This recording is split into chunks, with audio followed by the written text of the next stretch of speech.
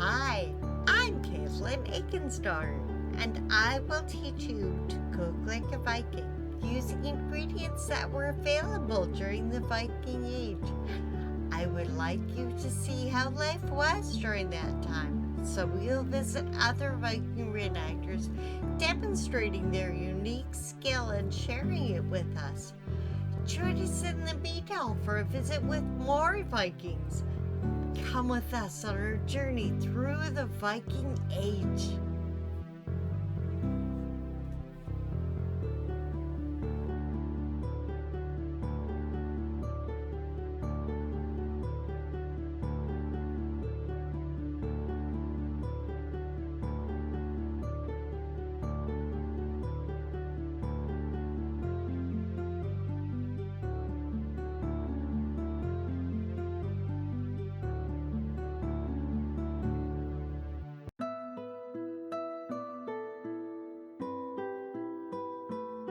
Welcome to Cook Like a Viking.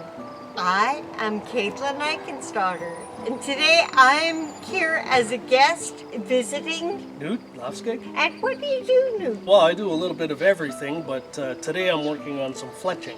Ooh, you can use a bow and arrow and... Yes, I do some hunting just for meat and for furs, and you have to make your own stuff. Unless you're rich and you can go and buy it, but oftentimes you need to make it, and if it breaks in the field, you need to know how to make it so that you can repair it. If they were in battle or whatever, if you shoot something, it's not going to bring the arrow back. Mm-hmm, yes. and often when you pull the arrow up, then it would break, and you have to have more. Could you tell me a little bit about how you do that? Okay, sure. I've got some that are started. I purchased the tips from the local blacksmith. Okay. I purchased the shafts from the local woodsmith. Okay. Or woodworker. But probably after I've glued this on with rabbit hide glue, is the best. In a pinch, you can use pine resin, pine tar, so they're fixed on good. The next step is to cut a slot down the shaft of the arrow, and we're going to insert a piece of cattle horn. Awesome. The reason we do this is because a longbow can exert so much pressure when it launches the arrow, it can actually split the arrow down the back. Whoa. So the horn is harder than the wood, so we insert a piece in just so to prevent that from happening, basically. Yeah. Okay. So I would make a notch in the back and glue it in with the rabbit hide, and then you can whittle it into smoothness. Yeah. So that's our reinforcing. And then the second step is to cut a notch for your bowstring. Yeah. And it just enough so that it sits on the string without really catching too much. Okay. How'd you make a bowstring? A bowstring is twisted out of fibers. Okay. Usually I believe they would use gut. It's strong enough and it's got some tension strength to it. You wouldn't use like a wool or a linen because it would just come apart, right? As soon as you pulled back, it would just break. So you need a good strong bowstring. And this is several strands that are twisted together to make like a rope. Okay. Now we've got a basic arrow, but it won't fly very straight without the feathers. Okay. So first we take a feather and we carefully split it down the spine of the feather. Yeah. What you want is 3 feathers from the same side of the bird because they have a curve. Okay. So, that makes sense. Yes, so it doesn't matter if they curve left or curve right, but for each arrow you want them all to curve the same way. So you would split off 3 of these. And then the next step is to trim it. So you have a little flat spot on the front and a flat spot on the back. Depending whether you're making a 3 or a 4 feather arrow, you figure your spacing. So if you're making 4, you put them at quarters around the shaft. If you're making 3, it's thirds around the shaft, just evenly spaced. And then you'll want to take the glue and just glue the tip of the feather. Okay. Just onto the shaft. Yeah. So the next step is you would cut yourself a length, and here I'm using linen thread. Okay.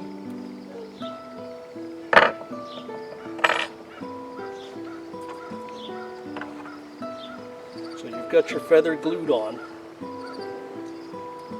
Hold it this way.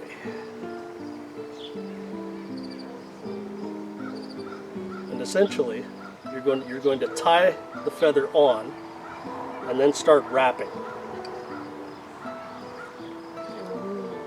So all tied up in your work. Exactly. Okay, so then once you've got the front all wrapped down, Okay. then you're going to start wrapping it through the feather.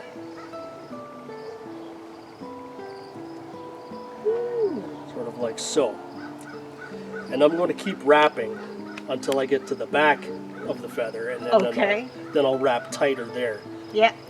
So what it looks like when it's finished is like this. Wow.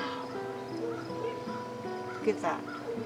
So the front edge of the feather is completely wrapped in this thread. Yeah. And then you just need this spacing, 1/4 inch to 1/2 inch.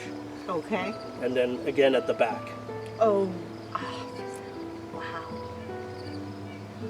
Now there's after you've got them tied on, you trim them. Now if you go for a low profile, it'll fly farther. Okay. But maybe less accurate. Okay. If you leave them long, if I was to use a big goose feather, if you leave them long, it won't fly as far, but it'll be a little more accurate. Okay. So So you've really got to think about what you need to use them for. Exactly. This is a hunting arrow. Okay. You could also use it in war, Okay. but for the most part, just for hunting. Okay. This arrow here has a different tip. Ooh. That's a needle bodkin, Yes. and what that's made for is penetrating mail, chainmail, Okay. Yeah. or even whatever armor. Just took me. Yeah. It's okay. So these are warheads. These would not be used for hunting, like unless as a last resort. But Yeah. mainly, what this is for is for shooting at the enemy. And it's a death shot. It is. This is a thick arrow. It's going to penetrate deep, Yeah. and it's going to hurt like crazy. Basically, what you're just doing, you're not even really concerned about accuracy, because usually you're firing it into a crowd. Yep. So you're just going to pull it back and let it fly, so it just goes. Yeah. But another advantage to the needle bodkin is you can have your quiver, and you can put a lot of arrows into that Right. quiver. Yeah. And they're easy to draw because they don't catch. I was gonna say they don't catch on other arrows. Yes, So you literally only take one at a time. Yes. If you had one of the other heads is like a swallowtail, it has barbs on it. Yeah. But that is difficult to remove from a quiver because it's going to pull all the other arrows with it. Yeah. So you can have a great big sack just jammed tight with these, and you can just pull out one and shoot it, and pull out one and shoot it. Wow. And that's for warfare. Wow. But the fletching is the same. Maybe I'd trim it a little bit. Okay. Whee! That is cool. Can you show me the bow The a bow, little certainly. bit? Where would they find wood for a bow? What kind of wood would they find? I believe the best bows were made from yew or ash. Okay. What you want to look for is a wood that has a very visible heartbringiness, Okay. and it's that difference in tension that gives the bow its power. Awesome. This is made of red oak, Ooh, I believe. awesome. So and it's got Beautiful. a bowstring. I didn't make this. I added the leather grip, just because these edges are kind of sharp. Yeah. The way to string a bow I'm going to put 1 foot here, and I'm going to step through and brace it against my ankle like this. Okay, yep.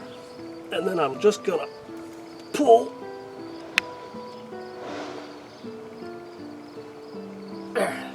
So that the thread sits in the notches. Yep.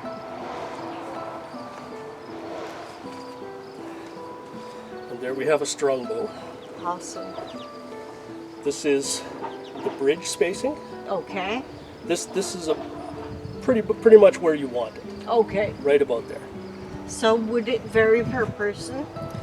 It might, yes, and Okay. it's all personal preference. The way to change it is by twisting or untwisting the bowstring. Okay. If you have it too close, though, it has a tendency to hit you right in the wrist. Oh, so you have to have a leather Yes, guard. yes. I don't have Okay. my guard with me at the moment. That's but, okay. And if you bring it farther out, basically what that'll do is increase the tension on the string. It makes it a stronger pull.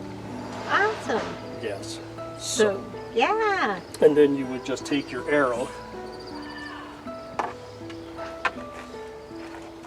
and I'm going to load it.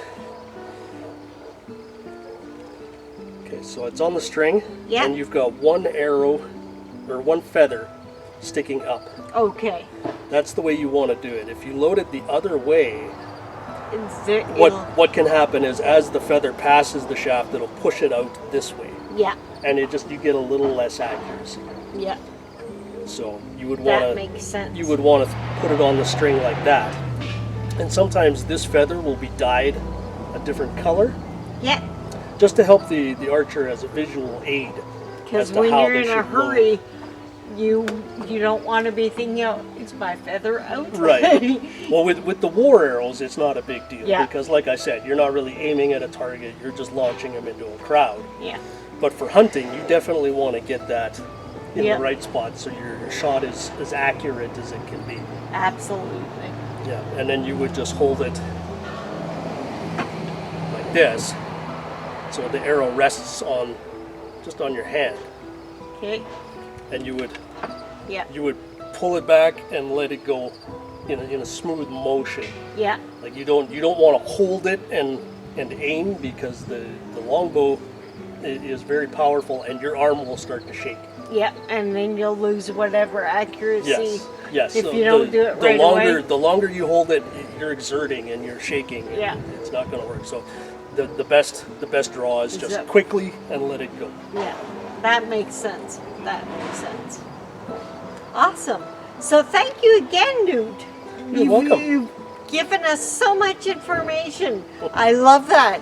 So thanks again for joining us on Cook Like a Viking. Join us next time. Thank you. Bye. Skål.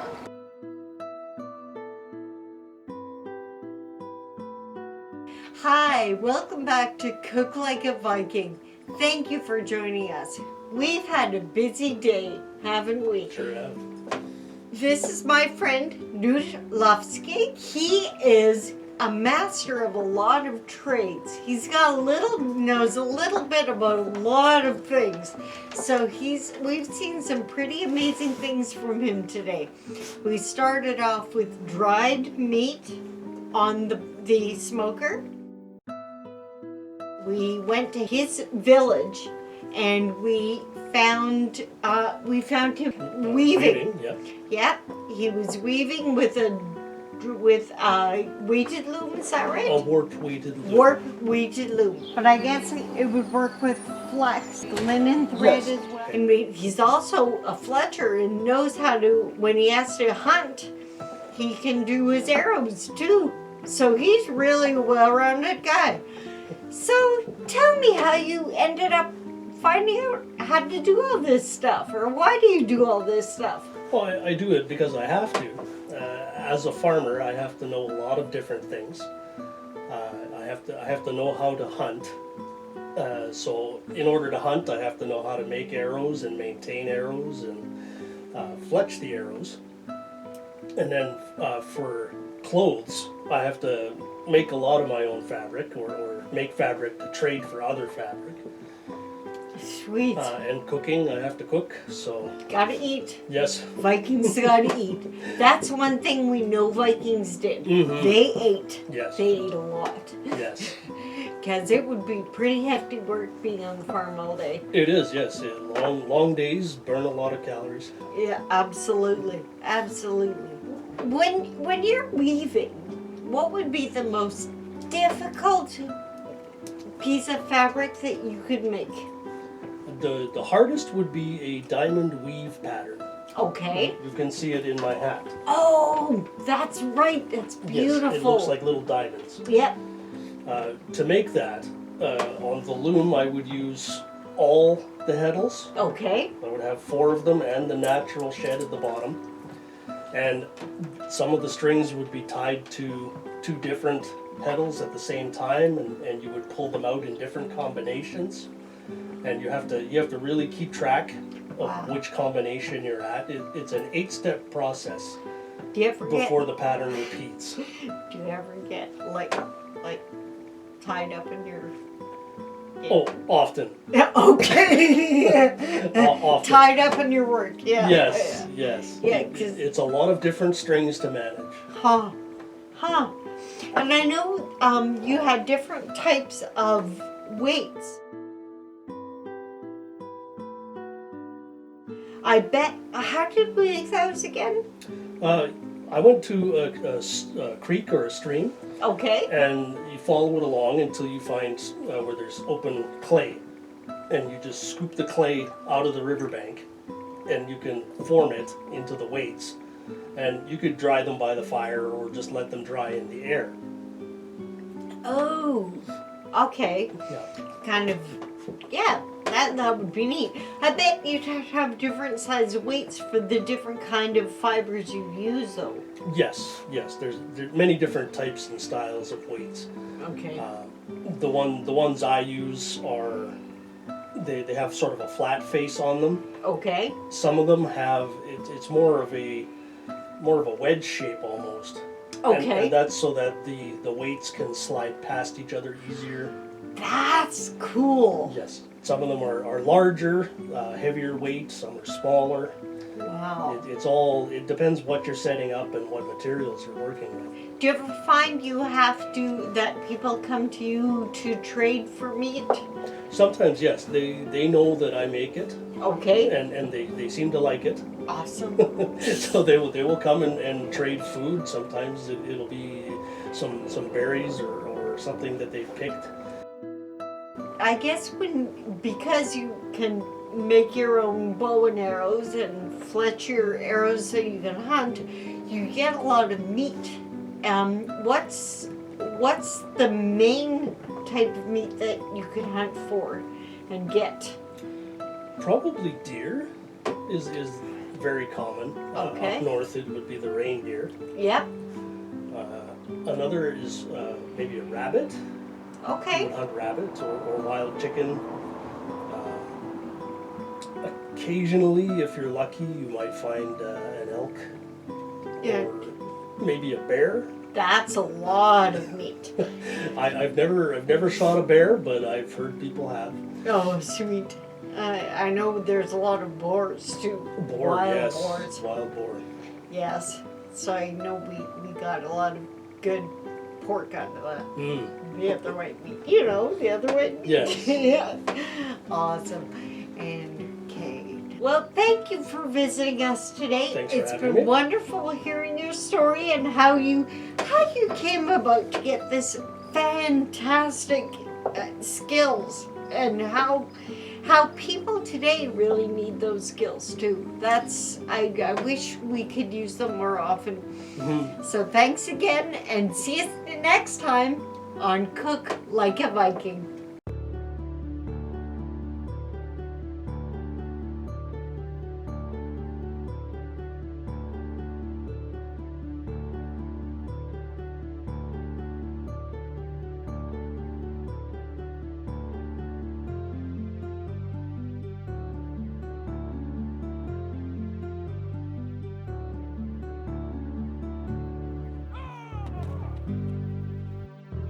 If you would like more information on the recipes and tools we use, check out our website at cooklikeaviking.com. Thanks for joining us today, and see you next time on Cook Like a Viking.